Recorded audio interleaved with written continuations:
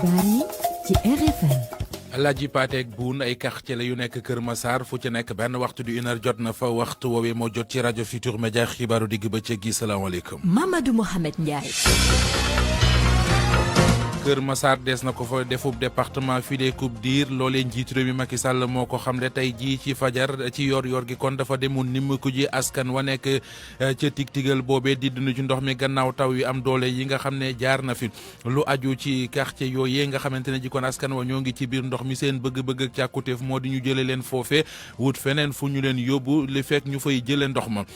wàllu mbëkk mi di ñuy mbëkk gaal yi loo cay wutali bitim réew am na genn gaal gokk yaboon na lu toll ci juróom-ñaar fukki doomi aadama ak ñett yooyu seeni borom Espagne lañu doon wutali ji feex la ñu teere fa lañ leen jàppee jàpp nañu leen gendarmerie bi diwaan ba moo leen teg loxo ba tëye leen jamono jile. defante bopp tàmbali na ci diggante ministère bi ñu dénk wàllu commerce ak association boulanger yi lu aju ci lan ci boulanger yooyu tëj nañu leen tey jii ci suba waa ministère du commerce ñoo leen tëj ndax nee nañu amuñu autorisation lu aju ci réunion d'urgence bopp fédération nationale boulanger Sénégal yi fas nañu ko yéene tey jii ci ngoon ngir xool ana ban taxawaay la ñuy taxawee woppi coronavirus yi mu di Covid 19 gi Sénégal yegg na ci limub ñetti téeméeri doomi aadama yu ci faatu bi wopp si dëggee ci réew mi ak léegi bilam tey bi juróom fukk yu corona la ñu am nan la tëdd des na ci dikk ak yéen ci xibaaru digg bëccëg gi lu aju it ci ki nga xamante ne ji moo fi jiite woon ni jamono I2AF di Lamine Diack mook doom ja Pape Massata Diack ak ñeneen ñu doon tudd ci mbirum corruption seenub atte daanu démb kaddu yu njëkk yu bàyyeekoo ci ñenn ci njabootug Lamine Diack ci reportage ci xibaaru digg bëccëg gi dem nañu ci kër frère am bu nekk fii kon ci Rëbës daañu ànd ak Alaaji Georges Déthié Diop ci xibaar yi bii ci réew yi mi ngi nii toog Georges lu ciy gën a fës. li ciy gën a fës Mohamed Ndiaye bokk na ca Mali militaires yi bëgg nañoo jiite réew ma ca période de transition waaye nee nañ noppi nañoo bàyyi bu fekkee ne am na leneen lu ko waral ak itam daan yi nga xamante ne CEDEAO mu ngi leen ci artu CNSP ne ñi ëpp ci doomu Mali li ñu bëgg moo di ab militaire conduire li nga xamante ne moo di transition ba élection du am fanweeri fan ci weeru octobre ca Côte d'Ivoire loolee ki kaddu yooyu ki ko yëkkati moo di Guillaume Soro moom nag waxul lu waral mu yëkki yooyee kaddu li mu ci yokk daal moo di candidature am kenn war koo mën a gàntal. gannaaw Georges Cheikh Ahmed Tidiane Diagne ci xibaaru tàggat yaram lu ñu ca mën a jàpp Diagne. gannaaw bañ la fayee Mohamed Ndiaye lañ ci gën a jàpp moo di wàllu classement FIFA weeru septembre bi daal nañ ko siiwal ñi ki tey jii Sénégal ba tey moom moo jiite lii di Afrique ci wàllu tàggat yaram itam dañuy daal di waxtaanee jafe-jafe bi nga xamante ne nemmeekoon nañ ko foofu la ca Wakam diggante club fa nekk di union sportive bu Wakam ak mairie ba gannaaw bu ñu bëggee tabax li nga xam ne daal moo di seen siège ni ki démb gannaaw réunion bu ñu doon amal ab gindeeku daal na ca am danañ daal tamit waxtaane yeneen nouvelle ñeel lii di football ca biti réew ci mel ni kii di Thiago Alcantara mi nga xam te ne jamono gi ñu koy xaarandi mu dem foofu la ci Liverpool. ginnaaw biti réew ak tàggat yaram dinaa leen jukki las lëf ci yëglekaay yi xëy di génn bés bu nekk bu ñuy nuppee daanoo ak yéen ci gis-gis tey jii li ñu ciy waxtaane moo di lu aju ci stratégie nationale lutte contre la corruption fii ci Sénégal njiitu réew mi Macky Sall approuvé ko démb ca ndajem conseil des ministres bay sàkku ci OFNAC ñu koy jox bu rapport at mu nekk gis-gis ban ngeen amee ci loolee seen xalaat ci njeextal xabaar yi laata loolee daañu dikk ak yéen ci Coro News di tolluwaayu coronavirus gi ci àdduna bi ñu ci ànd ak Kumba Sanjaan fa yàllun ba moo nekk ci machine bi.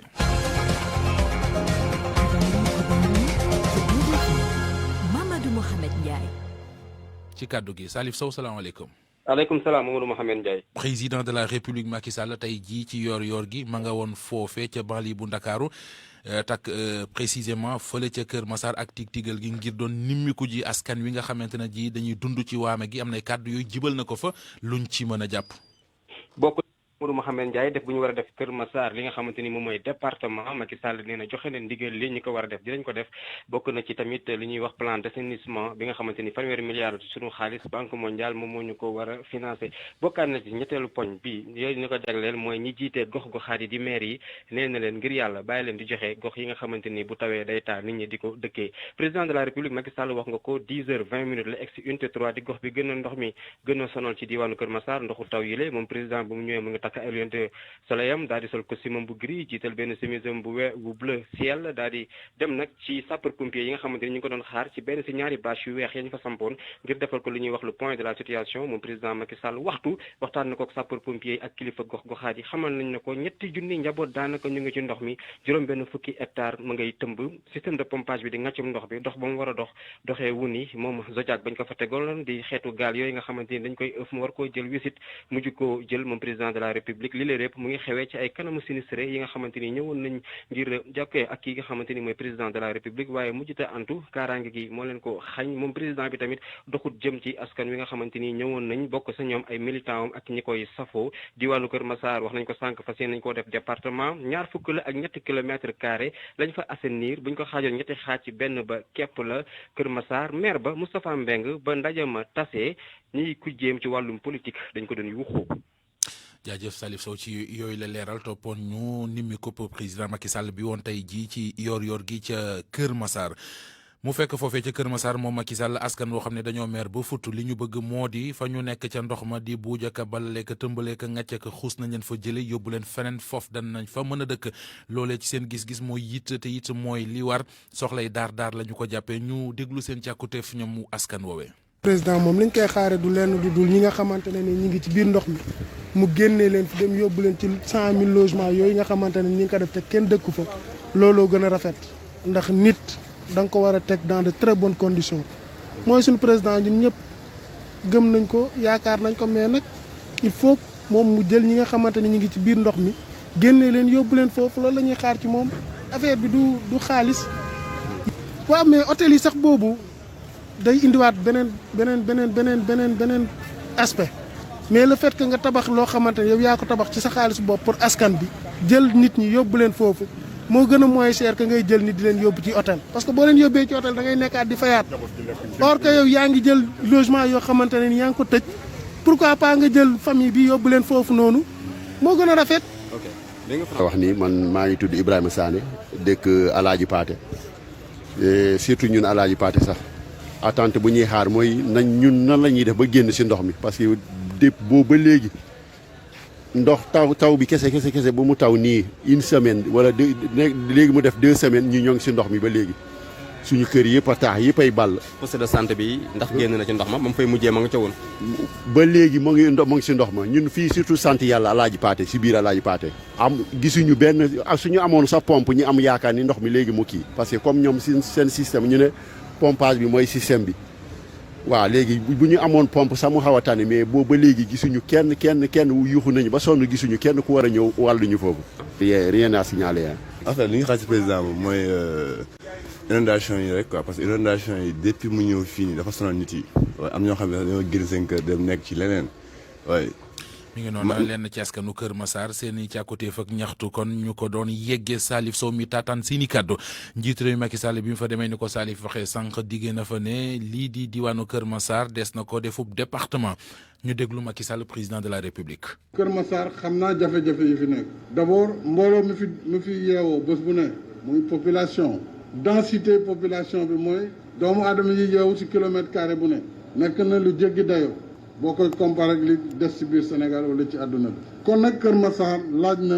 ma taxawu bu bees. moo tax ma ne fas yéene naa ñu def ko département moom ci boppam Kër Massar. département boobu nag faaw ñu xool yan commune ñoom la ñuy boole ngir mu nekk département Kër Massar. xam naa ne ay études am na waaye dinañu continuer ci lu gaaw waxtaan ak maire yi waxtaan ak population yi waxtaan ak kilifa aada yi ak yu diine pour xool yan cohérence yan commune ñooy mën a ànd ak commune bu Kër Massar ngir former le nouveau département de Kër Massar. loolu nag buñ koy wax du rek créer département waaye mooy xool wàllu sécurité bi nuñ koy doolelee ci wàllu ay commissariat ci wàllu ay brigade de gendarmerie nu ñu leen di doolelee ci wàllu kër dispensaire ak école yi maanaam infrastructure sociale yi nga xam ne faaw ñu def ko ak tali yi ak assainissement bi loolu incha allah bu dul yàgg danañ ko taxawal fii ci département bu bees bi ñu fas yéene def. laata muy xamle loolu tey jii moom président Macky Sall démb ci ndajem conseil des ministres xamle na ne bëgg na daal benn programme spécial d'intérimaire d'assainissement ngir Kër Massar it fas yéene doon juróomeelu département bu diwaanu Ndakaaru président xamle ko tey jii ci suba mu di lool. lu mu gàtt des na ca dugal fanweeri milliards ngir mu mën a nekk ana nu ca gouvernement bi di taxawee ba loolee antu am na ñu seen xam-xam màcc jëm ci yooyu le wàll indi nañ ciy leeral soxna Nata Mbaye. ab programme spécial intérimaire ngir assainissement bu Kër Massar li njiitu réew mi bëgg ngir jàppale askan wi waame gi sonal loolu dafa mel ni nekkul lu bees ci nopp Abdou Sané nekk ab environnementaliste. mais Kër Massar bokk na ci li tax plan décennal am lu ñu war a def nañu ko. léegi peut-être que dafa matul dafa am côté boo xam ne moo des alors léegi lii des moom la ñu war a peut-être compléter mais léegi fii problème bi fan la nekk bi mbënn mi amee 2012 loolu moo indoon wax ji léegi bu fekkee ne même parole la ñuy waxati man jëm dama lan moo ci bees c'est-à-dire que plan décennal foofu le président fëggoon dënn pour ne fexe leen gaaw ci balaa 10 ans yi bëggati ma dégg ay Kër Massar am na problème ci atum 2009 am na ay jàngat yu ñu defoon ba noppi maanaam ñetti at laataa ñuy door programme décennal ngir xeex mbënn mi ca jamono jooju sax dafa mel ni liggéey bi téeméer boo jël juróom-ñett fukk ya daanaka defoon nañ ko ba noppi. il faut mu jéem a xam lan moo tax retard am bu xamee lan moo tax retard am mu joxe waat beneen instruction pour éviter que les mêmes erreurs se répètent mais léegi yow xamagoo lu waral retard bi nga joxe waat yeneen instruction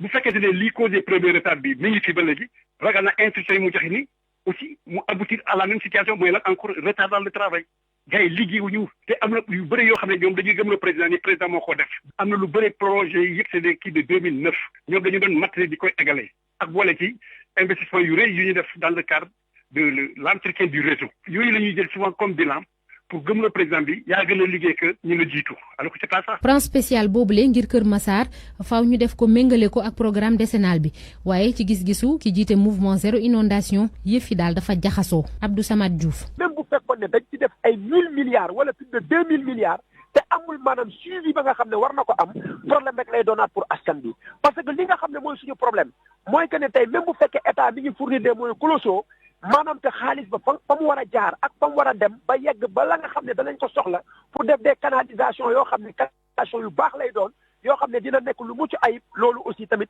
maanaam duñ ko am parce que ñun problème bi ñu am mooy problème mu suivi te ñun dañu gis ne programme spécial bi sax mënoon na ñàkk parce que mënuloo jël benn programme teg ko mu nekk pour fukki at programme boobu noonu jeexagul mu nekkoon loo xam ne pour Sénégal yëpp la nga indiwaat beneen programme spécial. ci document officiel bi juróom-ñaari téeméer juróom-benn fukk ak juróom-ñaari milliards la ñu waxoon ci 2012 moom la ñuy def ngir lijjanti mbënn mi waaye ci xalaatu ñi ñu doon jokkool nag yëf yi dañ cee wane ñàkkum Pastef ak toppatoo. te mi ngi ñeel daanaka bépp programme d'assainissement bu ñu door ci réew mi. soxna Nata Mbaye ngeen di ànd ak rajo Futur Média di fi dégloo xibaaru digg bëccëg gi 13h13. ak RFM kumpa jeex na. gis nañu ko ay nit yoo xam ne seen dëkkuwaay dafay taa ñuy xuus ci ndox mi léeg-léeg sax yëf yi day dem ba yegg leen fu kawe lool ci dënn ndox moomee ñu gis ne dafay wert gi mu àndal ñàkkul ay jàngoro yooyu dana ko mën a jural doomu aadama mu mel ne kon bu ñu moytuwul ñax gu wow dana lakkaale gu tooy loolee ana taxawaay ban lañ ci war a mën a amee Awa Mbaye.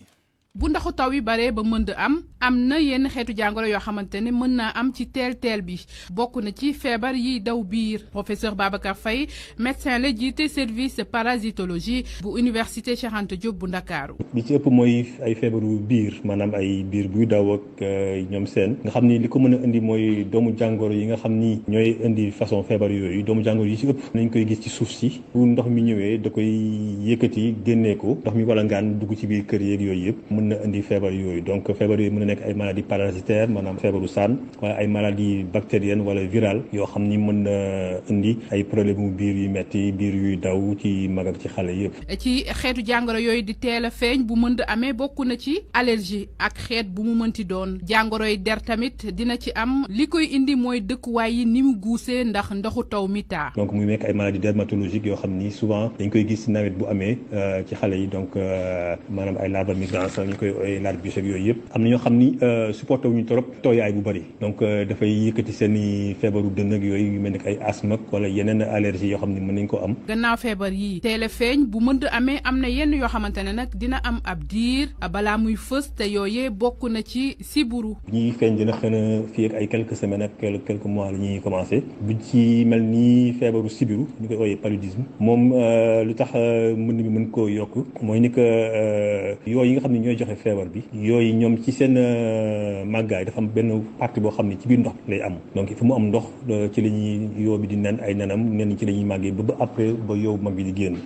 ndox mi nag bu taayee bu xawee yàgg tuuti yooyu mën nañoo nen si ndox moomu ba indi lu ñuy naan pullulation maanaam dañuy yokk bari et en ce moment donc mën nañuy yokk transmission feebar bu mel ni comme paludisme ko am yeneen façon feebar yoo xam ni dañoo soxla ndox ci mënd mi nag professeur Babacar Faye ne fagaru bi bokk na ci yokku cet gi nit ñi di bañ a xuus ci ndox mi ba noppi di moyu di jëfandikoo ñam yoo xamante ne ndoxu taw bi da koo laal ndax dafa bëri doomu jàngoro kilifa yi ñoom ci seen wàll ñu def lépp ba manque ndox mi budul loolu mbënd moom saa su ne faaw mu ànd ak ay jàngoro yuy law ci askan wi. isin bi ñu ne dañu koy def ngir désalement bu Mamel tey jii kon liggéey yi xëy nañu ko lancé ci suba gi waaye loolee waaye Y'en a marre ñoom taxawaay bi ñu ci am nee nañu dara suppiku wu ci lu aju ci mouvement bi dañuy wéy di wéyal xeex bi bu ñu sukkandikoo ci kàddu yi kii di Cyril Touré di caat ndax gis na ne daal ñi ko def dañuy seet nu ñu joxe xaalis ñenn ñi rek waaye amoon nañ yeneen pexe yu gënoon a wér ngir kon xeex ndox mi ànd ak xorom si ñu déglu ko moom Cyril Touré caat ci jokkoom ak Koumba Sandiane Faye. usine dessalement bi ànduñ ci tey ànduñ ci ëllëg te duñ ci ànd ba mukk mënuñoo comprendre li fi taw lépp ci atum ren ak taw daaw yaak taw yi fi dajaloo yëpp état du Sénégal mënul fexe ba récupérer ndox yi tax wala gaan bi taxawaalu ci dëkk bi et puis li gën a garaaw ndox yi ay tuyau lañ def muy sotti di géej tey wax léegi da ngay def benn usine foofu noonu ci géej gi plage yu Mamel pour mën a jël ndox ma fa nekk jox ko nit ñi ñu naan ko alors que usine boobu noonu boo ko defaree su fekkee ne coupure am na sax waa Wakaam ak Ngor du leen mën a satisfaire en ndox ci journée bi lëmb te la ngay def ci usine ba soo jëlee lu toll ne benn ci banque baaraam ci ngëbu loxo boo ko defee ci ay zone de captage ba nekk Grand Yoff def ko ci zone de captage ba nekk Sébikotane mun ngaa doxalaat ndox mi fii ci Ndakaaru mun ngaa doxalaat ndox mi ci Sénégal daanaka ànduñ ci tey ànduñ ci ëllëg te li mu indi ci ay gilaawale moo ëpp ndax usine bi baaxul ci askan bi baaxul fa muy nekk dina am ay impact yoo xam ne ci ba ci jën yi dina leen contaminé bu boobaa mun ngaa nappee jën sax Guinée Bissau fekk jën ba feebar na ci poson bi usine bi di sànni ci biir ndox mi kon Sénégal non seulement usine bi amul njëriñ waaye dana yàq ressource bu am solo muy géej ak la fa nekk ci biir yëpp te suñu waa réew mi di ci jëriñu c'était encore une manière pour l'État du Sénégal d'enrichir Mansour Faye qui s'en est chargé depuis le début danañ continuer xeex ak waa Mamel ak waa Wakaam ak waa Ngor. des ba léegi ci géej gi waaye gi la yoon wax ci dem bekk dikk bi juróom-benn weer gannaaw ba ñu ajee dem ak dikk bu gaal bato bii di Aline Sitoé Diatta Aguène ak Diambogne dañuy delluwaat ci seenub liggéey maanaam di dem ak dikk diggante Ndakaaru ak Ziguinchor loolee talaata bii la ñu koy door ñaar fukki fan ak ñaar ci weeru sàttumbar COSOMA di concessionnaire liaison maritime Dakar Ziguinchor xamle na it lépp lu duy matuwaay jëm ci moytu lu lawal coronavirus gi ñu naan ko ci tubaab mesure barrière danañu fexe ba wàccoo ak moom ñi nga xam ne ñooy jël bateau yi di tukkit danañu kon wàccoo ak ñoom. wàllu mbëkk mi mu di immigration clandestine am na lu toll ci juróom-ñaar fukki doomi aadama ak ñett yoo xam ne dañoo jëloon gaali looco yi ba woon Afrique wutali woon Espagne yàlla nattu leen ñu teere jifeer gendarmerie ba foofee moo leen teg loxo mu di gendarmerie bu Fimela ca ñoom am na ca juróom-ñaari jigéen yu ca nekkoon leerali Yaminata Goudiaby ñoom ñi nga xam ne nag dañu bëggoon tukki dem bitim réew te teguñu ko ci yoon ci quai de pêche bu Jifeer la ñu doon embarqué ngir rek dem fekki gaal gu mag gi nga xam ne moom moo leen doon xaar ci dëkk bi ñuy woowee Diogaan te nekkee ci commune bu Bassoul ay gaal yu ndaw nag ñoo leen doon jël si ci Jifeer ngir yóbbu leen fa nee ñu nag toll nañ ci juróom-ñaar fukki sénégalais ak ñaar ak itam benn gambien seen at nag mi ngi toll ci diggante 18 jàpp 25 ans suñu source nag di ñu xamal ni ci ñoom ñooñee bokkoon na ci juróom-ñaari jigéen yoo xam ne kenn ki sax dafa yor doom ju am ñaari at seen pexe dem Espagne ci anam yu teguwul ci yoon démb la yàqu ci guddi gi ndaxte nee ñu gendarme yi am nañu leen ko yëgaloon ay fan a ngi nii ñoom ñooñee nga xam ne nag toll nañ ci juróom-ñaar fukk ak ñetti migrants clandestins te ñu arrêté leen ñu ngi ci garde à vue ci brigade de gendarmerie bi nga xam ne moom moo nekkee ci Fimela nee ñu ñeent ci ñi nga xam ne ñoom ñoo waroon a dawal gaal googu waroon leen yóbbu Espagne arrêté nañu leen ñoom itam benn enquête nag ubbi nañ ko ci mbir mu ni mel ci fàttali nag daaw lu tolloo ko juróom-ñetti fukki nit ak juróom-ñeent jàppoon nañ leen ci île bu Dionewar ñoom itam dañu bëggoon a tukki dem bitim réew ci anam yu teguwul ci yoon Aminata Goudiaby Fatick RFM. DER di délégation à l'entrepreneuriat rapide def na ñetti at ba ñu ko taxawalee ci réew mi ak léegi ka ko jiite di Pape Amadou Sarr xamle ne dugal nañu ci juróom fukki milliards ak juróom benn yoo xamante ne ji ay ndaw ñi ak jigéen ñi la ñu ko jébal ngir ñu mën cee liggéey mu rafetlu it dogal wala xalaat bi bàyyee ko ci njiitu réew Macky Sall jëm ci dajale kuréel yi nga xam ne ñu ngi ci réew mi tey taxawu ndaw ñi di leen financer ak yu ni mel moom Pape Amadou Sarr njiital DER tey jii moo ne woon ganu RFM matin. boobu ak léegi mun naa wax ne am nañ mbégte dugal lu toll 56 milliards francs CFA si économie Sénégal bi dem si ndaw ñi ak jigéen ñi lu si ëpp sax ren mun nañu wax ni corona bi nekk na opportunité bu nga xamante ne dugal nañu lu toll 25 milliards de francs CFA si gox-goxaanu Sénégal yëpp si secteur yu bëri lu si ëpp nag dem si mbay mi ak agriculture bi. boobu woon beneen firnde bu ñu mën a am aussi mooy 14 régions 45 départements ak 552 communes Sénégal yëpp am nañu minimum lu toll 10 millions de francs CFA Dakar ëppal si lu toll 12 milliards. lu toll 200 000 bénéficiaires directs jot nañu si financement wu DER yi lu toll 56 milliards. DER ak yeneen bànqaas yi fi am ci réew mi ñu ne xeex ñàkkum xëy gi ko tax a jóg est-ce que ci li nga jàng looloo gën a baax am déet. aw ma sax ñaar. tey bu ma nekkoon président loolu laay def damay jël entité yooyu yëpp boole ko jox ko benn nit benn góor wala bu jigéen bu nga xamante ne wóolu naa ko mën na ko doxal ndaxte DER di yore ay financement di jàppale jigéen ñi ANPEJ yi def la même chose FONGIP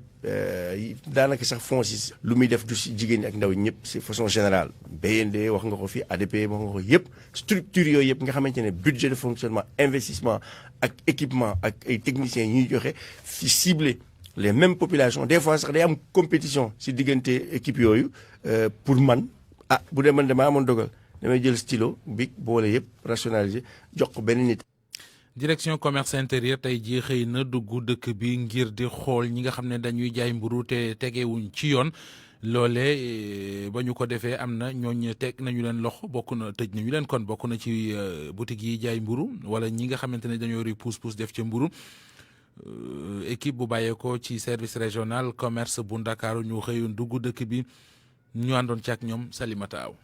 beñe baa ngi fi de. beñe yooyee la nar a ndekkee tey ndax dañoo xëy seen boulangerie bi nekk ci rue 7 angle Blaise Diagne ñu forcé ko tëj ko pousse-pousse ya mu doon joxe mburu ñu nangu ko ak yeneeni matériel Mamadou Diop moom mooy gérant boulangerie bi. tàmmoon nañ lépp oto bi tey mi ngi soog a livré depuis bi mu commencé couvre-feu ba tey oto bi mu livré amul un mois bi mu ñëwee dafa fekk benn pousse bu taxaw fii pousse bi dafay gën si restaurant yi retour yi muy indi man moom la gën di ko yóbbu. mais man ba bàyyi na livraison yàgg na suñu kilifa gi bàyyi na livraison bu yàgg mais bi mu ñëwee laajtewul dafa ñëw ak sa xët-xët ak gaawantul waxul daa waxul ak kenn ñëw da ngay tëj man allez-y amul problème tey nga lakk say pain def say pat lépp taxaw mbir lépp yàqu loolu xaw na métti. secteur boulangerie dañ koy raxas ba mu set te képp ku sàmmoowul ak yoon danañ la teg ay daan yu metti Mamadou Fall contrôleur la ca service régional bu commerce bu Ndakaaru. képp fu ñu fekk boulangerie boo xam defoo déclaration tëj nañ la jël cadenas yëpp scellé ko bu ñu fekkee boulangerie boo xam dafa salté aussi méngoowul ak li yoon santaane la même chose et surtout mburu mi ñu jël di ko dugal ci ay pousse-pousse ak ay brouette ak ay loo xam ne daal day yàq wér-gu yaramu doomu aadama yi boulangerie bu ko def nañ la sanctionné. ña fa dëkkee nag ni tëj bi metti na wante dafa fekk ni ñoom it dañoo war a sàmmoo ak li nguur tëral rawatina jamonoy mbas mi ñu ne Moussa Sidibé. tuddee autorité yi ñoo ko santaane lu ñu war a def ndaxte tamit dañu war a tënku si charte yëpp dañu si war a tënk kon tam ñoom ñoo war a jëlaat seen matuwaay jéem a dem dox loolu pour déclaration boobu ñu mun ko def pour nit ñi mën a profiter. opération bi nag day wéyandi quartier Ndakaaru yépp lañu nar a wër ku ci sàmmootewul ak yoon ñu tëj sa boulangerie teg la ay daan luñ ci jublu rek ñoom ñooñee ni secteur boulangerie bi la ñu bëgg raxas ba mu set ba lépp jaaraat ci yoon ku ne mën see gis sa bopp. ñoom lakkati mburu yi di boulanger yi kuréel gi leen jaboote fédération nationale des boulangers du Sénégal amuñu lu leen neex ci opération coup de poing boobeeg ni ko waa direction du commerce intérieur xëy doxale nee nañu ñoom daañu gont am ndaje ngir xool ana nu ñuy def ak li ñu bëgg a gàll ci seen kaw. Amadou Gaye moo jiite fédération bi ñu déglu kook Alaaji Njogu Jeen. d'accord nañ ni fii képp lu ñuy def ci réglementation boulanger bu deful respect réglementation bi d'accord nañ ci ngay bañ a di livrer mbir mu anam mu setul hygiène loolu ñoo ko kaas ba nangu ko waaye lañ d'accordul loo xam ni ci terrain bi nag anam lañ koy defee lañ nanguwul ça loolu moom mu leer mën nañu ñëw tëj boulangerie naan defoo déclaration te ministère du commerce jël woon yeneen matukaay yépp pour nit ñi mën a dem defe seen déclaration avant ñun bind nañu ministère du commerce le 2 septembre pour attirer attention si mbir moom waaye dugg si fuur tëj la ndax defoo déclaration loolu duñ ko nangu tey duñ ko nangu ëllëg. ndax xam ngeen ñaata boulangerie la ñu tëj ci opération coup de poing boobu. la ma gis rek mën na fukk moo tax ma décidé woote réunion boulangerie tey à 15 heures pour ñu régler situation bi mënu continuer du ñu nekk na ñuy sacrifier loolu moom mënu continuer loolu laa ma ni défaut de déclaration rek ñun tëj nañ sa fuur te waroon jaar décret bi waxul loolu li décret bi wax lañ bëgg ñu def ko donc ñun amuñu problème boobu léegi suñu neexee dañ ci fuur Sénégal yëpp ñoom amuñu si problème boobu waaye nag quand même lépp lu ñuy def dañ ko def si yoon ñun si yoon waaye nag ay agents yi nekk sur terrain bi def ay abus loolu duñ ko nangu taxawaay bu man sëkk dañ ko def bu ministère du commerce réagir duñ danañ réagir. pour man RFM mooy rajo bi gaaw ci xibaar yu wóor. RFM xibaar yu wóor te wóor. coowal guerre li ñu doon wax ci fédération internationale athlétisme ñu ci doon tudd seenub layo atte ba daanu na démb bokk ci Lamine Diack ak doom ja Pape Massata Diack layo boobee ba atte ba daano avocat ñi ñu ca daan ne dañuy def appel fii ci Ndakaaru nag xëy nañu fële ca Rebeuss seeti mbokki Lamine Diack ana nan la ñu dundee boobi le verdict ak it yan yéene la ñu am daal ngir bés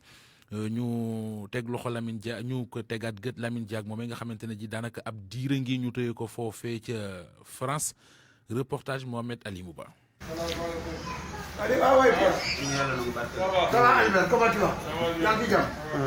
ci pièce su 3 mètres carrés Pa As Diack di recevoir nit ñi ñëw mu jàppal leen ci wàllu kayit moom mooy chef de quartier Rebeuss boo ko xoolee nga liir kanam bu ubbeeku waaye fàttewul dara verdict bi tëj Lamine Diack frère am. léegi nga toog 5 ans nga di ko muñ ko jàpp ci yàlla yëpp di ko yàlla benn waxtu pendant 1 heure de temps 2 heures temps nga bëgg a sot nga bëgg a changé fan la fekk mooy lan ay doomu aadama bu dee gën yàlla. démb nag ci Paris jot nañ ca kii di Lamine Diack ñeenti at ñaar yoo xamante ni du ko tëdd Massata Diack moom itam ñu tëj ko juróomi at amande leen ñoom ñaar ay millions yu bëri mu jàpp ni loolu injustice la. le verdict nag te yaatal.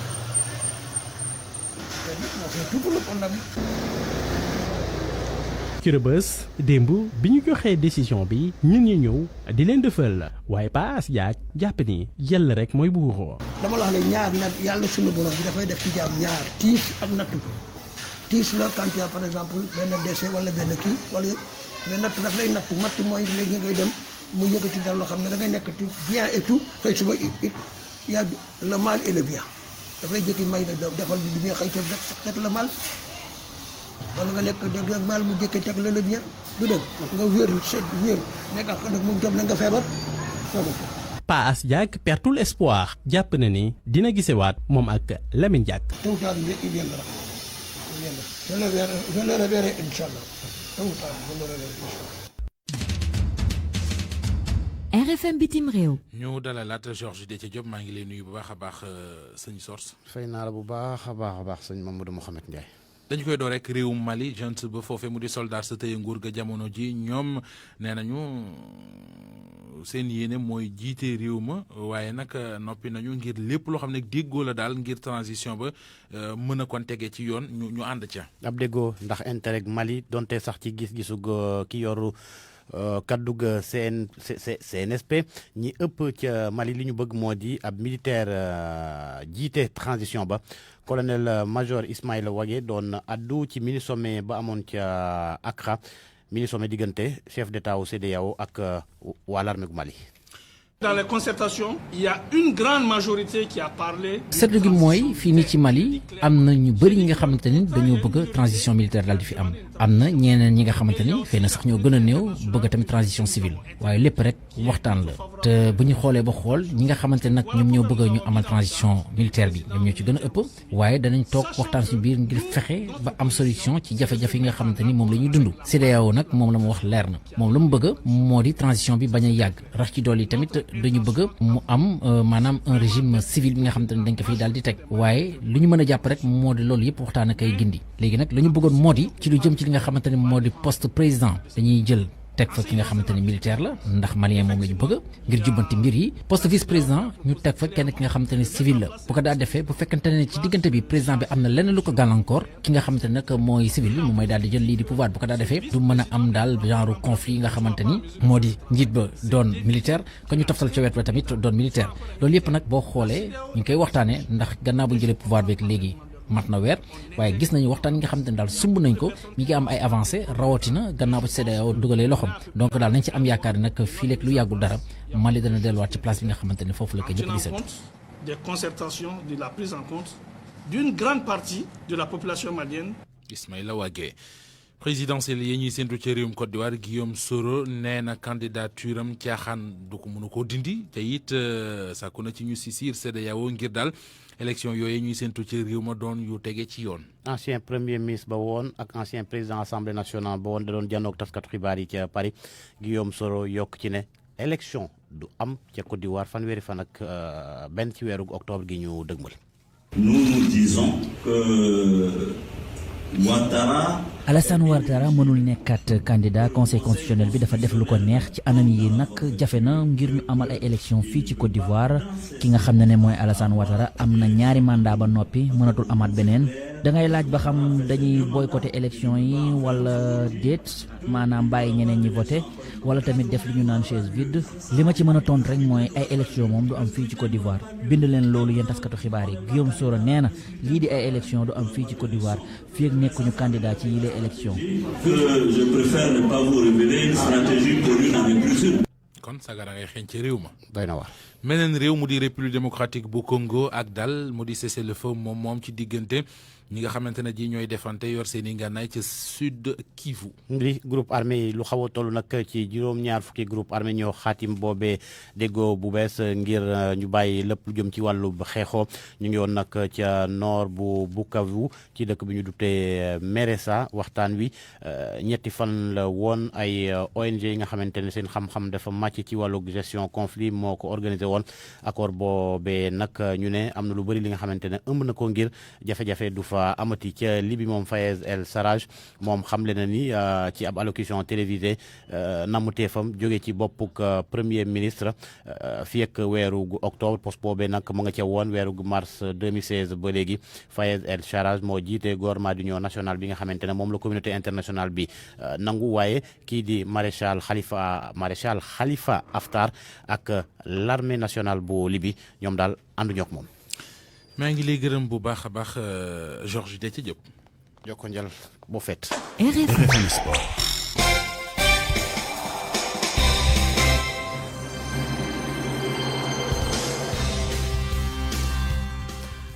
bàkk ba jib na tàggat yaram gi Cheikh Ahmed Tidiane Diagne maa ngi lay nuyu bu baax Cheikh. di la ziar Mamadou Mohamed Ndiaye. doore ko classement FIFA bu weeru sàttumbar Sénégal ba léegi mooy équipe bi gën a taqee ci déndub Afrique bi. waaw ma nga noonu ba tey jii ñoom ñoo féetee ci coll gi daal di raw Tunisie mi féetee si ñaareel place bi Tunisie google sax moom jot naa gagné itam ñaari place ci classement mondial bi Nigéria moom moo di troisième équipe ci classement FIFA bi daal dina gagné moom itam ñaari place bokk ci top 30 maanaam di fanweeri équipe yi nga xam te ne jamono gi daal jàpp nañu ni si seen i résultats ñoom ñoo gën a xarañ waaye jàppale ni tamit Belgique France ak Brésil fi mu toll nii ñoom ñoo féetee ci coll gi ci classement mondial bu FIFA. ñu daal di waxtaanee coow lu doxoon fan yële weesu woon ci diggante union sportive bu Wakam ak mairie bu localité ba la ko waraloon nag moo di waa union sportive bu Wakam dañoo amoon benn projet tabax li nga xam te ne daal moo di benn siège waaye gannaaw loolu nag am après bu am seen diggante ak ñii di waa mairie ba démb nag jot nañu sumb ab waxtaan gindeeku dal na ca am ci kàddu Aziz Gueye di président union sportive bu Wakam ñu déglu ko ci yaatal. démb def nañ suñu comité directeur effectivement rendre nañ compte suñu réunion bi ñu amoon avec le maire la veille. et ça s'est très bien passé alhamdoulilah. Le maire décidé na accompagner ñu léegi mettre nañu en rapport avec ses services techniques ñu war rencontrer pour travailler ensemble la main dans la main pour que bientôt inchallah ñu reprendre travaux yi jàmm daal moo am si lépp quoi. ñu daal di wax ci leneen di championnat bu Mauritanie foofu tamit jàppale ni yëf yi ma ngay wéy door beeg dàq bi ci diggante Tevrek Zeyn ak ñi nga xamante ni daal ñoo di waa FC Nouadhibou fi mu toll nii nag ñoom benn poñ daal di dox seen diggante donte des na lu tolloo ko juróomi journée laata ñu koy daal di jeexal ñàkkul ni si suñu yeneen jotaay xibaar tey ci ngoon di ngeen déglu ki nga xamante ni moo di Modou Niang moom mi nga xamante moom mooy entraîné équipe bi di Tevrek Zeyn di jaajëfal nag suñu ndaw mi nga xamante moo ñu jàppale foofu la ci liggéey bi foofu la ci diwaanu Nouakchott di Aba Diédhiou ñu daal di wax ci leneen Mohamed Ndiaye di ca France foofee ak ba léegi ña ngay seet nu ñu yembalee calendrier maanaam ay match en retard la ñuy waaw dañuy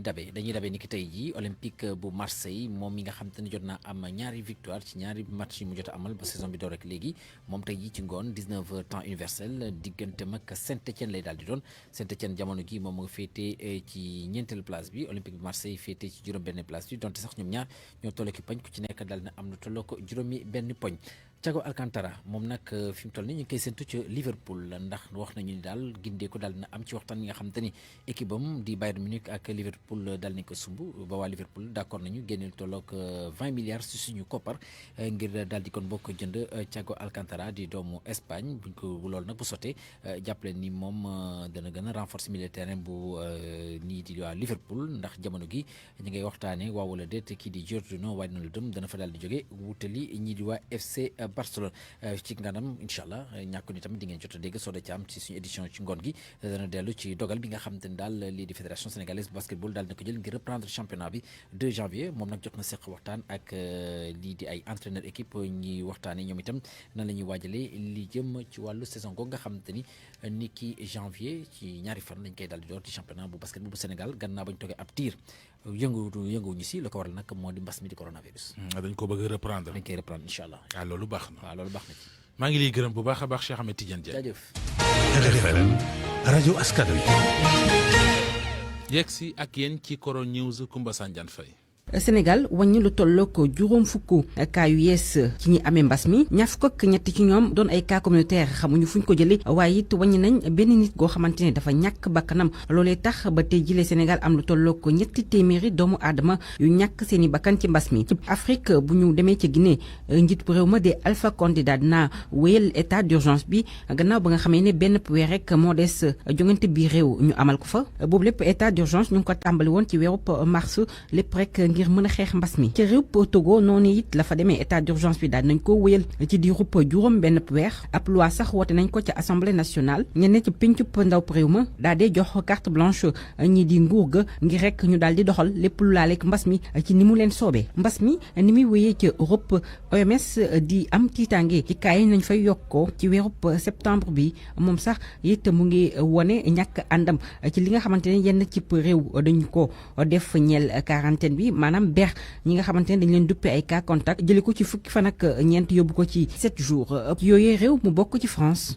moomee sax ki jiite wàllub wér-gu-yaram bi jëwriñ gi jiite wàllub wér-gu-yaram di Olivier Véran moom dina ardu jëmale ci mbas moomee tey ci alxames gi bu juróomi waxtu jotee ci ngoon réew moomee di tiit ngir ñaareelub vague jëm ci mbas ma daal di fay am nguur ga nag na mu yore mbas ma ñu bëri ci askan wi ànduñu ci loolee tax ba ab plainte collectif victime coronavirus France nam na koo déposé boobu lépp plainte joxoñ njiitub jëwriñ ja di Jean Castex ngir ni mu yore mbas ma ñu jàpp ne jaarut yoon ci France ba tey Paris di dalool Energy Music Award ba ñu namoon amal ca Cannes bi la yoon du amee foofee ngir daal di moytandiku dem ak dikk artistes yi loolee tax ba événement boobee juróomi fan ci weeru décembre lañ ko nam amal ca Paris ñu jeexalee ca Angleterre foofee njiitub jëwriñ ja di Boris Johnson mu ngi xamle ne fokk rek ñu jàmmaarloog mbas mi bu ko defee feetub Noël yi ñu mën koo amal ci jàmm waaye it mu ngi ne sax dàkkut ñu amal beneen couvre-feu lenn daal la wax ne dañ ko war a moytandiku mooy beneen confinement national maanaam tëjandi askanu Angleterre gi yëpp ci seen i kër te bañ ko fa njëkkoon a amal taxoon na seen i koom-koom daal di nërmeelu. Savon Marseille Alphé seen Kenkeyri AAD Abdou Alima Diop seen savon créole ak seen cuuraay raktak bi rëy yooyu ñoo leen di may li ci yéenekaay yi. Mamadou Mohamed Ndiaye. jërë ngeen jëf président de la république Macky Sall tey la fas yéene mais bu wogo su wàcc ci ndox mi journal Le Quotidien moo ko bind ba bindal ñu dama nga jëm Kër Massar ngir xooli ak nimiku ji askan yu waame gi sonal démb la ko xam ne ca ndajam conseil des ministres Le Quotidien tegal ñu ci ne ca ndajam conseil des ministres ba sàkku na fa programme spécial d'assainissement ngir Kër Massar Soleil national xibaar boobee la xëy ci xëtamu njëkk mu di programme spécial bu Macky Sall di sàkku ca Kër Massar nee na it plan Orsec gi ñu déclenché ci réew mi ngir wàllu askan wi ci biir ndox mi ni ñu ci jëmbat yitte ju mag te gaaw ci diwaan yu ci mel ne Sokone Kaolack Ziguinchor Jiwaalo Palmarin Kees ak Ndar ñetti milliards yi état bi génne woon ngir taxawu ci askan wi loru ci inondation yi yéenekaay bi nee nañu tàmbali nañu koo séddale démb ca Kër Massar journal Enquête bind ne président Macky Sall mi seleng lu woon ci ndox mi jël na dogalub tooy ci xépp nee na dafay dem ci barab yi tàcc dëkk bi ngir xooli askan wi ci biir ndox mi Les Échos mottali wax ja ba wax ñu ne tey jii ci yor gi maanaam 10 heures ci suba gi ca lay dem Kër Massar la yéenekaay ne ko mi ngi jëm fu bari ay ñol-ñol terrain mii ne fa la fas yéene wàcc démb am na délégation bu bàyyeekoon ca palais ba wàccoon Kër Massar ngir demoon xoolali président Macky Sall la ko fay xaar bu fa wàccee Les Échos nañu liy xaar président Macky Sall ca Kër Massar weesuwul askan wuy dund ci guuta ak coona ne këri Kër Massar yi kër yu ca bari ñoo ngi ci ndox mi ba léegi bitig yu bari yu fa nekk seeni borom tëj ni ñu leen bu yàgg dundugal lu ca bari ak njëgam yokku na ne lu ci mel ni mburu mi nga xam ne kilo bi mi ngi doon jar fanweer léegi ma nga ci ñeent fukki dërëm askan wi nekk ci biir ndox mi ku ca bëgg a traversé téeméer bu tojul dërëm ngay fay borom gaal gi ngir mën a traversé bu dee nag ay meuble nga yor ñeenti téeméer ngay fay ngir ñu jàllale la ko ba tey lu soxal inondation yi ci réew mi journal L'Info mi ngi ñuy informé ne Macky Sall amul jenn yitte judul ngàcc ndox mi ngir askan wi mën a dellu ci seeni soxla fast track la bëgg ñu demee ko ci ngàcc gi L'Observateur nañu député yi ci assemblée nationale te bokk ci groupe parlementaire liberté et démocratie mere nañu ko lool moom Macky Sall ne dañoo sàkk woon ñu woolu ci assemblée nationale ministre yi doon liggéey ci mbiri inondation yi ngir ñu leeral ana nan la ñu yore yëf yi waaye ci communiqué bu ñu def ca la ñu xamlee ne seen proposition boobee dañu ko rejeté lettre bi nañu moo taxit coow laa nga ne cobbay ci assemblée nationale te ki ñu ci gën a joxar bi baaraamub tuuma nag moo di njiital assemblée nationale di Moustapha Niasse naru ta sedd nag ndax journal La Tribune mi ngi ñuy wax ne député libéraux yi ci ñàkkante ka lu ñu jëm forcé assemblée nationale mu jëfe waru garam loolee la ñu bëgg te ku leen ko bëgg a tere na nga xam ne bàkk nga njaag waa njaageen di Lamine Diack ak doom ja Pape Massata Diack bu ñu bàkkul njaagit njaaga ngi leen di bëgg a bàkk ci gàttal Sud Quotidien nee nañu ci xëtamu njëkk lu jëm ci coowal guerre li ñu doon wax ca fédération internationale athlétisme ba leen ci doon tuumal tribunalu France dëggal na tuumay corruption yi ci kaw Lamine Diack ba daan ko ñeenti ati kaso yoo xam ne ñaar yi lay tëdd alamaan ko it 500 000 euros anki dina kay nañu doom jayit di Pape Massata Diack daan nañu ko juróomi ati kaso yoo xam ne lépp lay tëdd jëlub mandat d'arrêt international gàll ci ndoddam ak alamaan ju toll ci 1 million euro mu di verdict bopp anki dina kay jàpp na ne du yoon te it du jëfi nit source waa nañu àllarbay démb ci àllarba la ju xajam lool ci waa Njaageen 32e chambre tribunal correctionnel bu Paris la France daan na leen ay ati kaso alamaan leen lu jege 1 milliard atte baak layoo baak na mu tëddee journal Libération xëy na tëral lépp ci xëtamu njëkk ba wax ñu li ci juge yi wax ak daan yi ñu gàll ci ndoddal Lamine Diack Pape Massata Diack maître Habib Cissé ak Gabriel Doole laat bi nañu bàyyi ba ñaari ati kaso doom ja juróomi ati kaso waaye waa Njaageen nee nañu ànduñu ci verdict bi ba tax dañuy def appel L'Observateur nañu appel boobee ñu def moo leen teree dem kaso. Savon de Marseille Alphé seen kenkeyri AAD Abdou Alima Diop seen savon créole ak seen cuuraay raktak bi rëy yooyu ñoo leen doon may li ci yéenekaay yi. xibaar yi gis-gis.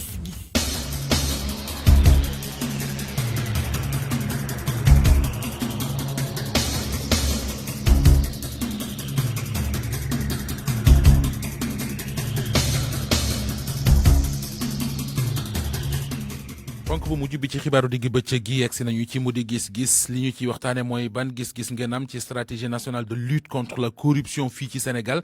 doxalin yu yees yooyu dañu koo teg ngir xeex wàllu guerre njiit réew mi Macky Sall rafetlu ko démb ca ndajem conseil des ministres bay sàkku sax ci OFNAC ñu di ko jébbal ab rapport at mu nekk ngir ñu xam seenub liggéey fan la toll nu ngeen gisee stratégie nationale bu yees boobe moom la ñuy waxtaane ak yéen ci gis-gis ci rajo Futur Média am ci jokko bi Mamadou Kassé conseiller technique en charge de la communication ca OFNAC office national de lutte contre la fraude et la corruption Mamadou Kassé maa ngi lay nuyu. maa ngi lay fay Babacar. Mamadou Mohamed Ndiaye. Mouhamadou Mohamed Ndiaye waaw Babacar am na différence Babacar. waaw dëgg la baat bi am na différence. Babacar daa taq lam daa taq. daa taq. noonu la amul problème benn bi la. Mamadou weneen wàll wit war nañ ci ànd ak Abdoul Aziz Diop di coordonnateur adjoint bu forum civil sëñ bi Diop maa ngi lay nuyu. maa ngi lay nuyu Mohamed. yow moom boo jaawalee tuuti dama jàpp ne ab xiif la moo tax. sëñ bi Kassé allo Mamadou Kassé. waaw maa ngi lay dégg li ñu bëgg a xam moo di stratégie bu bees boobee nga xamante ne ji teg nañu ko noo ko mën a leerale askan yi ba ñu xam lan moo ko wutaleeg bi fi nekkoon parce que bu ñu nee stratégie nationale de lutte contre la corruption doxalin wu yees la lu ko wutale ak bi fi nekkoon lan lañ ci dolli lan lañ ci génne pour que ñu mën a camper débat bi. waaw Mohamed man li ma yaakaar ci niñ ko war a comprendre mooy àlluwa bu ñu tëgg la. mais bi àlluwa bi ñu koy tëgg dañ ci boole ñëpp sénégalais yëpp maanaam acteurs yëpp acteur institutionnel acteur public acteur privé société civile ba pare boole ci secteurs yi ak territoires yi secteurs yi mooy institutions yi secteur de transport secteur de ceci secteur de comment dirais-je du commerce et cetera secteurs yëpp lañ ci boole ba pare boole ci wàlle territoires yi parce que territoire yi mooy région yi donc document la boo xam ne maanaam àlluwa la boo xam ne ñëpp dañ ci war a gis seen bopp pour xeex corruption ndax corruption OFNAC rek mënu ko xeex ndax OFNAC bu ko bëggee xeex te amul ñu ko teewal ci gox-goxaan yi ak ci secteurs yi dafay jafe moo tax lii ñu tëgg ko pour won nit ñi ne xeexu corruption ñëpp a ci bokk moo tax ñu boole secteur privé société civile ak secteur public ñu war a àndandoor tëgg benn àlluwa boo xam ne ku ci nekk rek boo xëyee boo ko liiree rek di nga xam li ci sa warugar li nga ci war a def loolu nag moo indi stratégie bii ñu teg bu bokkul ak stratégie sectorielle OFNAC ndax OFNAC ci boppam dafa am stratégie boppam boo xam ne stratégie bu mu élaboré la woon boo xam ne 2017 2021 kooku boobu moom stratégie OFNAC rek la bii nag moom moo gën a yaatu ndax dafa ëmb ci diggante 2020 2024 la ci période bii moom 2020 2024 la te ñëpp war ci gis seen bopp ku nekk war ci taxaw pour liggéey ko pour ñu mun ci ànd xeex wuruj ak ger. jërëjëf Mamadou Kassé maa ngi ñëwaat ci yow Abdoul Aziz Diop dégg ngeen ni ñu ko waxee sàkku nañu muy ci gouvernement bi secteur privé bi société civile gi ñu jàpp ci ngir li ñu ci bëgg ñu am ko lu ngeen jàpp ne moo ca war a doon seen taxawaay wala lan ngeen bëgg mu doon ca seen taxawaay ma fàttali ne yaay coordonnateur adjoint bu forum civil. jërëjëf Mohamed maa ngi lay nuyu di nuyu ses auditeurs di nuyu tamit Kassé Mouhamadou Kassé ak waa OFNAC ci di leen féliciter ci liggéey bi mais xam nga ñun dañuy ñëwaat ci ndorte lan moo indi woon tuuti rek cosaanu OFNAC mooy d'abord bëgg-bëggu askan yi la woon en 2012 pour une meilleure gouvernance beneen bi yéene njiitu réew mi la woon su mën nañu jàpp ne yéene bu sell la woon en 2012 beneen bi mooy aussi recommandation Nations Unies la ci seen convention contre la des Nations Unies contre la corruption article 6 moo waxoon état yi nga xam dañ ci bokk nañu jëmmal ay kuréel yu war a xeex ger parce que kuréel gi fi njëkkoon nekk amuloon efficacité muy CNLC donc ñu jàpp ni lu baax la en soi mais xam nga Sénégal on a les meilleurs textes mais ñun du ñu gaawantu wax tant que gisuñu textes yooyu ak yéene yooyu lan la jur moo tax ñu jàpp ni li ñu war a njëkk a def ba la ñuy waxaat stratégie mooy OFNAC def na fi juróom-ñetti at ñu càmbar lañ ci dugal ci ay moyens doonte la ay personnes ressources ñu am xereñte ñu am yéene ñoo fa nekk mais seen liggéey boobu durant 8 ans lan la ñu liggéey pour fexe ba ger gi dellu gannaaw pour prévenir loolu benn première càmbar la beneen bi gouvernance sobre et vertueuse aussi il faut ñu càmbar ko lan la jur beneen bi mooy rapport yi nga xam ni OFNAC jotoon na ko jébbal procureur ak yoon fan la mujj xam nga bala ngay wax li nga xam ni tey teew li ñëwagul li nga xam ni daf ni këtt nañ jonn loolu lañ bëggoon d'abord ay leeral beneen bi mooy ñun plan bi daf ñu ci fekk ndax 93 la forum civil sos donc ñun ñooy bâton sous transparence yi depuis 2000 ci wàllu xeex ger ci àdduna bi ñu yàgg a artu 2016 la ñu proposé parce que Sénégal dafa def ay jéego nag dañ koy rafetlu ndax 2012 36 points lañ nekkoon de 36 0 à 50 points réew mu ger laalu na fa mooy zone rouge 50 ba 100 points yaa ngi génn zone rouge Sénégal 36 points la woon en 2012 président Macky ñëw taxawal OFNAC taxawal CREI yi def un bond de 5 points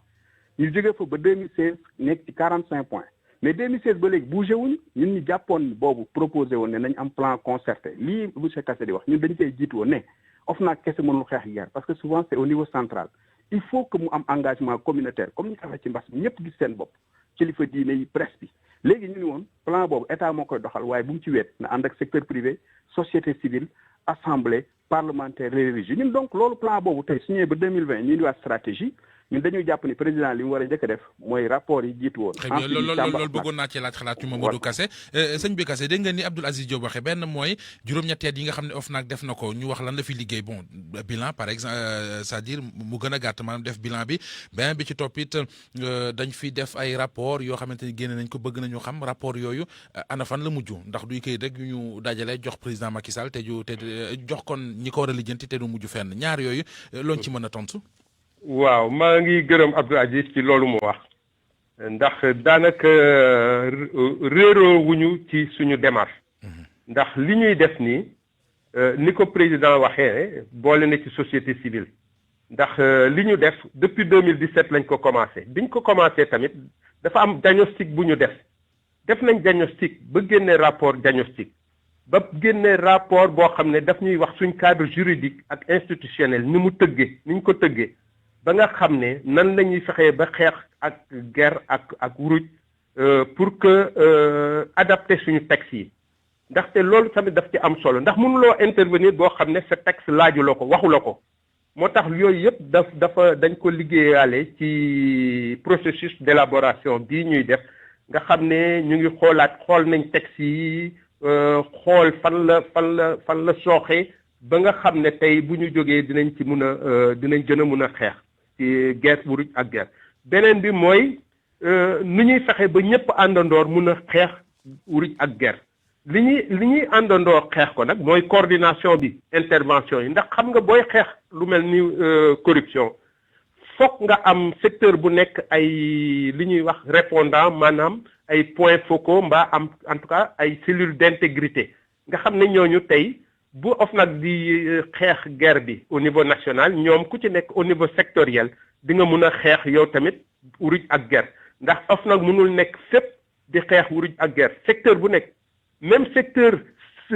société civile bii ñuy wax war nañ ko xool aussi càmbar ko xool ba xam aussi ndax foofu tamit amul problème de corruption donc secteur yépp la ñu war a seet tey ba nga xam ne tey buñ ko seetee ba génne document génne rapport dinañ xam ne rapport bi jël na en compte secteur yëpp communication ci la bokk tamit secteur communication ci lañ ko boole ndax quand même volet communication dafa am important dans la vie de la société dans la vie de la nation donc vraiment bàyyiwuñ kenn dañu def une approche inclusive et participative depuis 2017 octobre 2017 ñu ngi tëgg kii bi xëy na ñu bëri xamuñ ko woon pourtant def nañ ay séminaire def nañ ay rencontre ay yu atelier yoo xam ne vraiment bu ci nekk am na lu mu jur loo xam ne tey bu ñu ko boolee rek dinañu am document boo xam ne ku nekk di nga ci gis sa bopp te ku nekk fa nga toll di nga xam nan ngay xeexee corruption ci Sénégal. jërëjëf Mamadou Kassé maa ngi lay gërëm Abdoul Aziz Diop. waaw dama bëggoon waxtaan ak yow ci mel ni mbir ñeel OFNAC ñu bëri ci sénégalais yi dañu jàpp ne foowe guñ ko foowe moo tax amatul benn dayo bi loolu ndax lijjanti ko dana yomb ndax jox ko doole ji mu war a am dana yomb. waa xam nga li may wax rek xam nga impact parce que biñ koy def tam amoon na yéene lu taxoon amoon na ay objectif il faut ñu càmbar ko bala ñuy ñëw gis nga Mohamed yi Kassé wax léegi gis nga guerre bi dañuy jàpp ni ñun cancer lañ ko tuddee au niveau du forum civil cancer mooy lan cancer ci yaram lañ ko xamoon mais ñun dañu ni cancer des temps modernes la non seulement dafay yàq économie suñu économie fragile yi mais dafay yàq jikko yi valeurs yi parce que ak ni ñu ko jëlee moo tax ñu jàpp ni wax ji dootul ay yéene dootul ay wax xam nga lan la ñu war a def mooy jëf bi ci jiitu nag mooy ay dirigeants yu jub xam nga ko wootee dama naan soo nekkee imam bëgg foo kàbbar ñëpp jublu topp si ginnaaw da ngay jublu penku soo jubloo soow rek ñu la subhanallah mooy su dee njiit yi jubuñu c'est-à-dire du ma généraliser mais ci nga xam ne tey dañuy def ay rapport di génne ay nit incriminer leen ñu leen defal promotion loolu dafay indi déjà désaffection nit ñi dañ naan kuréel gi amul solo parce que ñi amuñu yéene xeex guerre beneen bi mooy foowee gi may wax wala nga wax nit ci rapport mu génn weddi la nga ko waxal absolument et puis digi beneen bi tamit mooy système national d'intégrité comme scandale yi bari na nañu weer ñu baax ji ñu ne nag nañu def la promotion des bons modèles et la sanction des mauvais modèles beneen bi bu ñu yem ci Dakar xam nga nekk ci bureau wala nekk tëgg rapport ñu valider ko sa amul appropriation affaire bi c'est au niveau communauté donc na am ay bànqaas pour rappel Mohamed en 2012 bi ministère de la promotion de la bonne gouvernance dañu sampoon ay cellules régionales de gouvernance man bu Thiès bi ci ñu ko installé mu def Latif Coulibaly moo nekkoon ministre boobu mais cellules yooyu moo war nee la c'est-à-dire OFNAC war na am tey ay antenne régionale guerre bi au niveau régional moo am ay numéro vert ku gis nen a ngi nii c'est-à-dire nit ñi mën a dénoncer am loi aussi bu protéger nit ñi parce que dans tous les secteurs foo dem ñun loolu la ñuy wax baromètre communauté religieuse presse ONG régie financière parti politique foo dem rek guerre baa nga fa dem nañ ñun ba ni régie financière même ñi ci nekk occuper ay responsabilités bu ñu def politique pour éviter xaalisu ñi jël ñu koy financer campagne ak parti ko donc pour ñun yàgg nañu wax dañu jàpp ni donc wax ji dootul wax du stratégie du ay rapport annuel wax ji mooy jëmmal ko ba sénégalais yi ñëpp ànd xam ni guerre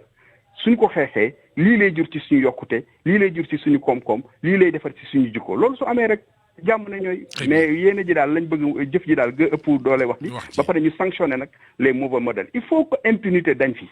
loolu su fi amee rek nit ñëpp dañ amaat yaakaar gën a laxasu nag ànd ak OFNAC mais OFNAC kese mënu ko xeex il faut que kuréel yëpp kilifa diine yi presse bi comme ni ngeen def ni ñëpp jàpp ci ñun loolu lañ jàpp ni mooy solution mais président de la République na war a yoon rek jërëjëf Abdoul Aziz Diop maa ngi lay gërëm ci xalaat bi nga ñu baaxee ci gis-gis fàttali auditeurs yi ne yaay coordonnateur adjoint bu forum civil gërëm Mamadou Kassé conseiller technique en charge de la communication ci OFNAC office national de lutte contre la fraude et la corruption